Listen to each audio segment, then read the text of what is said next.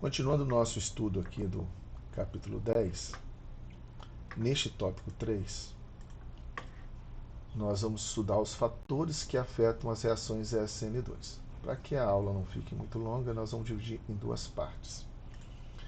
Primeiro, nós vamos falar de grupo de saída. Quanto mais fraca a basicidade de um grupo, melhor é a sua habilidade de saída. Porque nós já falamos em aulas anteriores que a base mais fraca, ela é a mais estável. Então aqui mostra para vocês nessa figura 4 reações de substituição nucleofílica bimolecular a SN2. Aqui nós temos apenas aletos de alquilas primários, né? E a única diferença é o tipo de halogênio que está formando esse aleto. E aí nós estamos percebendo o seguinte: quando o íon hidróxido vai reagir com o aleto de alquila formado pelo flúor para produzir este álcool, a velocidade relativa é 1, ou seja, é a reação mais lenta dessas 4 que foram mostradas aqui.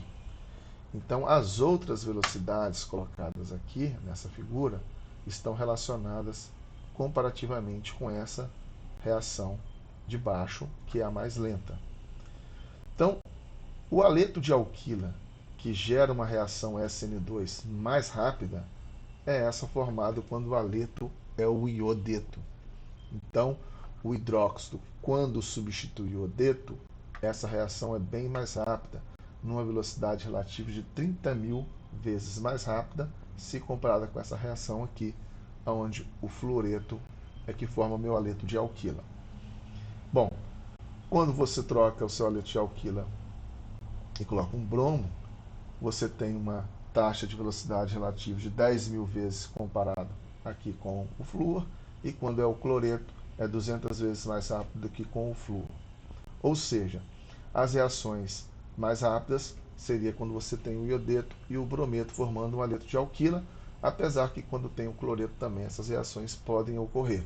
Já com o fluoreto, essa reação aqui ela é muito lenta, né? E ela não tem utilidade prática de fazer substituição usando aleto de alquila formado com fluoreto. Mas esses 3 aqui podem ser usados. Bom, por que o iodeto vai gerar uma reação bem mais rápida do que as outras? Porque o iodeto é o melhor grupo de saída. Porque o iodeto, comparativamente com o brometo, cloreto e fluoreto, ele é a base mais fraca e mais estável. Então, quanto mais estável, mais fraca for a base, melhor ela é o grupo de saída e mais rápido vai ser a reação, né? Então, bases mais fracas são as bases mais estáveis. As bases fracas, elas não compartilham bem seus elétrons, né, quando estão lá ligadas no carbono. Por isso, não é ligada tão fortemente ao carbono, e por isso que aquela ligação entre o carbono e o iodeto, por exemplo, nós vimos lá, é uma ligação mais fraca e mais fácil de ser quebrada, facilitando a reação SN2. Então, a basicidade relativa dos íons aletos seria essa. O fluoreto é a base mais forte e o iodeto é a base mais fraca. Isso nós já explicamos em aulas anteriores, mas isso é muito importante para a gente entender aqui nesse capítulo 10. Por que o iodeto é uma base mais fraca e, portanto, mais estável do que o brometo, por exemplo? Né? Tem a ver com o tamanho do iodeto, o volume dele. O iodeto é um átomo bem mais volumoso do que o brometo. Se ele é mais volumoso, essa carga negativa está distribuída em um volume maior. Isso diminui a densidade eletrônica. E diminuir a densidade eletrônica aumenta a estabilidade da substância, né? Então, neste caso aqui, comparando esses 4 aletos, o fluoreto é a base mais forte dos 4, porque é uma base menos volumosa, ela tem uma maior densidade eletrônica. E o iodeto é a base mais fraca e mais estável, porque tem menor densidade eletrônica devido ao seu tamanho, né? A densidade eletrônica tem a ver com essa carga negativa aqui que está espalhada num volume maior, tá certo? O brometo é uma base mais forte do que o iodeto, por ser um pouco menor, e o brometo também é uma base mais fraca do que o cloreto, porque o cloreto é um pouco menor do que o brometo, né? Então, nesses quatro, você tem o iodeto, ele acaba sendo o melhor grupo de saída, como nós vimos no slide anterior, porque ela é a base mais fraca, porque é mais estável, devido ao seu volume maior, gerar menor densidade eletrônica. Então, átomos maiores são melhores para estabilizar suas cargas negativas, como eu acabei de falar, gerando então menor densidade eletrônica. Então, a habilidade de saída dos grupos aletos, né? O iodeto é o melhor grupo de saída, porque é a base mais fraca, enquanto o fluoreto é o pior grupo de saída, já que é a base mais forte. Então, essa habilidade de saída desses aletos é que explica a velocidade das reações que nós mostramos no slide anterior. Bom, então a velocidade relativa de reações de aletos de alquila SN2 segue dessa maneira. Um aleto de alquila formado pelo iodeto vai ter uma reação mais rápida do que o aleto de alquila formado pelo fluoreto, já que o iodeto é o melhor grupo de saída. O íon fluoreto é uma base tão forte, comparativamente com cloreto, brometo e iodeto, que os fluoretos de alquila não sofrem reação SN2. Ou seja, mesmo quando eu mostrei naquele primeiro slide lá, que a velocidade relativa era 1 quando você tinha um fluoreto de alquila, ela é tão lenta em comparação com as outras reações que ela praticamente não vai ocorrer. Uma outra situação, carbono e o iodo, né, nessa ligação aqui, o iodeto de alquila, eles têm a mesma eletronegatividade. Aí você podia pensar, então você tem a mesma eletronegatividade, carbono e iodo, essa ligação não está polarizada. Bom, ela está polarizada justamente pelo tamanho do átomo de iodo. Então, por isso que essa pergunta é interessante. Carbono e iodo têm a mesma eletronegatividade, por que o iodeto de alquila ele é o mais reativo? Bom, nós já explicamos isso. O iodeto de alquila é mais reativo porque o iodeto é o melhor grupo de saída, porque ele é uma base mais fraca e mais estável. Bom, átomos grandes, então, eles são mais polarizáveis que átomos pequenos. Então, a ligação entre o carbono e o iodo ela é bem grande, por causa do iodo ser um átomo bastante volumoso. Então, isso faz com que a ligação fique bastante polarizável devido ao tamanho do iodo e não pela diferença de eletronegatividade, tá certo? A grande polarizabilidade do átomo de iodo leva ao reagir como se ele fosse polar, apesar da ligação entre carbono e iodo não ter diferença de eletronegatividade. Uma outra informação importante nos fatores que afetam as reações SN2 é a definição do nucleófilo. Nas reações SN2, o nucleófilo é bastante importante, porque a velocidade da reação depende tanto da concentração do aleto de alquila, que nós já explicamos, quanto do nucleófilo. Então, tem dois termos para ser entendido aqui. O primeiro deles é nucleofilicidade. A nucleofilicidade, resumindo, é a capacidade que uma substância tem de agir como nucleófilo.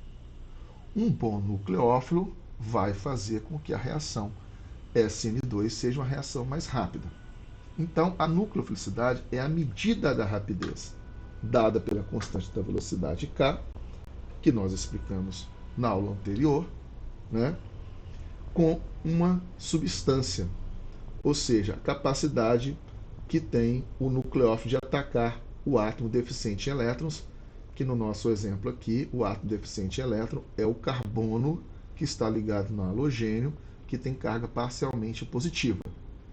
Então, a nucleofilicidade é a rapidez, a capacidade com que uma substância age como nucleófilo, que é capaz de atacar o átomo de carbono que tem carga parcialmente positiva. O outro conceito é basicidade. A basicidade está relacionada com a substância abstrair um próton H+ de uma molécula. Então, quando a substância age como base, ela vai remover um próton de uma molécula. E essa basicidade está relacionada com a constante Ka do seu ácido conjugado. Então, basicidade é a medida da facilidade com que uma substância, uma base, compartilha seu par de elétrons livres com o próton. Então, uma substância agindo como base, ela vai se ligar ao H+ de uma outra substância. E ela vai ser uma base mais forte caso ela consiga remover esse próton com mais facilidade.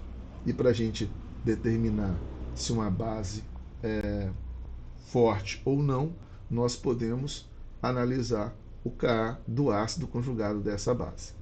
Tá? Então essa é a diferença entre nucleofilicidade e basicidade.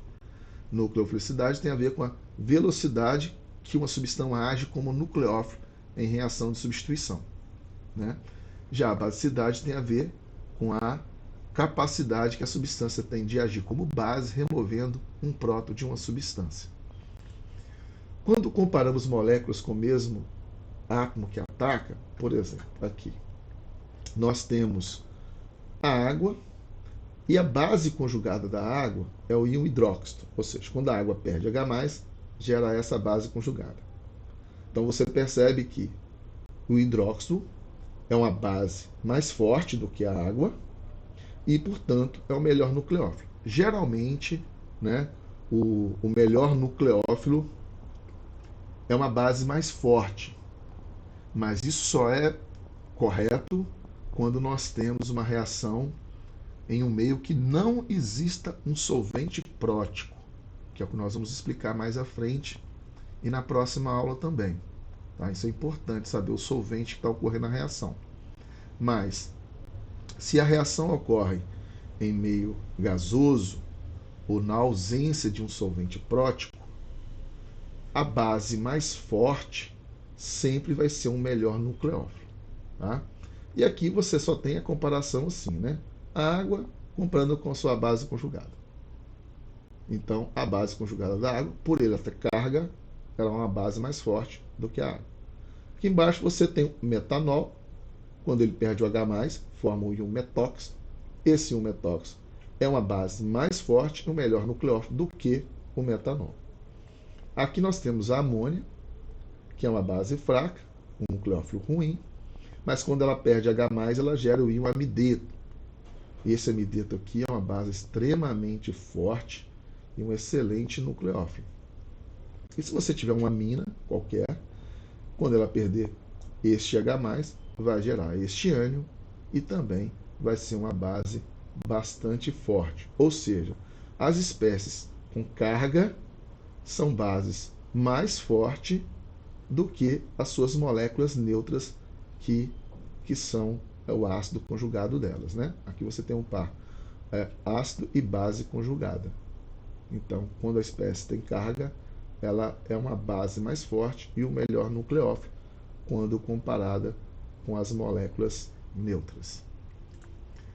Quando comparamos as moléculas com átomos que atacam de tamanhos aproximadamente iguais, as bases fortes são os melhores nucleófilos. Então, agora você analisa aqui o ácido fluorídrico, água e amônio. O nitrogênio, oxigênio e flúor, eles têm um tamanho muito próximo, porque eles se encontram no mesmo período da tabela periódica. Então, o raio deles é muito próximo. São diferentes, mas têm tamanhos assim, próximo um do outro. Então, aqui nós temos que o ácido fluorídrico é um ácido mais forte do que a água, que é um ácido mais forte do que a amônia. Por que isso? Um ácido ele é mais forte porque ele é capaz de liberar H+ com maior facilidade. Se ele vai liberar H+ com mais facilidade, é porque a base conjugada que vai ser originada vai ter que ser uma base mais estável. Então, quando o HF perde o H+, gera a base conjugada que é o fluoreto. O fluoreto, comparativamente com o hidróxido, que é a base conjugada da água, comparativamente com o amideto, que é a base conjugada da amônia, ela é a base mais fraca. E aqui está associada com a eletronegatividade, porque o fluoreto é uma base mais fraca, porque o flúor é mais eletronegativo do que o oxigênio. Então, o flúor consegue suportar melhor uma carga negativa do que o oxigênio. O hidróxido é uma base mais fraca do que o amideto, porque o oxigênio é mais eletronegativo do que o nitrogênio, portanto, suporta uma carga negativa mais facilmente. Então, é o seguinte: o ácido mais forte aqui em cima vai gerar uma base conjugada mais fraca e mais estável. Já o ácido mais fraco aqui vai gerar uma base conjugada mais forte e, portanto, comparativamente, se ela é uma base mais forte, ela é melhor nucleófilo do que os outros aqui. Sempre lembrando, a base mais forte só vai ser melhor nucleófilo na ausência de um solvente prótico. Tá? Quando comparamos as moléculas com átomos que atacam, que são muito diferentes em tamanho, a polarizabilidade do átomo melhora a nucleofilicidade. Então aqui está comparando para vocês. Eu tenho esse haleto de alquila que está reagindo com o íon iodeto. O iodeto aqui é o meu nucleófilo nessa reação. Embaixo é o mesmo haleto de alquila reagindo com o fluoreto, e o fluoreto aqui é o meu nucleófilo nessa reação. Bom, o fluoreto ele é uma base mais forte do que o iodeto. Isso nós já falamos em outros slides nessa aula. Só que o iodeto ele é melhor nucleófilo do que o fluoreto, porque ele é uma base muito volumosa. E quanto maior é essa base, maior vai ser a polarizabilidade do átomo. Então, isso vai melhorar a nucleofilicidade, porque ele vai conseguir se ligar aqui no orbital do carbono, então interagindo de uma maneira melhor no estado de transição. E o fluoreto, por ser um átomo menor, apesar de ser uma base mais forte do que o iodeto, ele interage menos aqui com esse orbital do carbono no estado de transição. Então, por isso que quando comparamos as moléculas com átomos que atacam, que são muito diferentes em tamanho, a polarizabilidade do átomo melhora a nucleofilicidade. Então, o iodeto aqui é melhor nucleófilo do que o fluoreto, porque eles são muito diferentes em tamanho, e o iodeto, por ser uma base mais volumosa, ele consegue se ligar mais facilmente ao orbital do carbono. Bom, se a reação é realizada em fase gasosa, as bases mais fortes são os melhores nucleófilos, assim como eu chamei a atenção de vocês anteriormente. Mas a reação também ela não precisa ser sempre realizada em fase gasosa. Ela pode ser realizada na ausência de um solvente prótico. Porque existem solventes que são chamados solventes apróticos. Esses solventes apróticos eles podem ser usados nas reações SN2 para aumentar a velocidade dessa reação.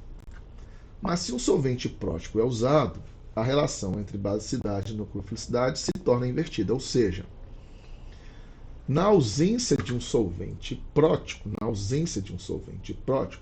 as bases mais fortes são os melhores nucleófilos, como já havia falado várias vezes. Agora, se eu tiver um solvente prótico, aí se inverte. A base mais forte vai virar o pior nucleófilo. Bom, o que é um solvente prótico? A água é um exemplo de um solvente prótico.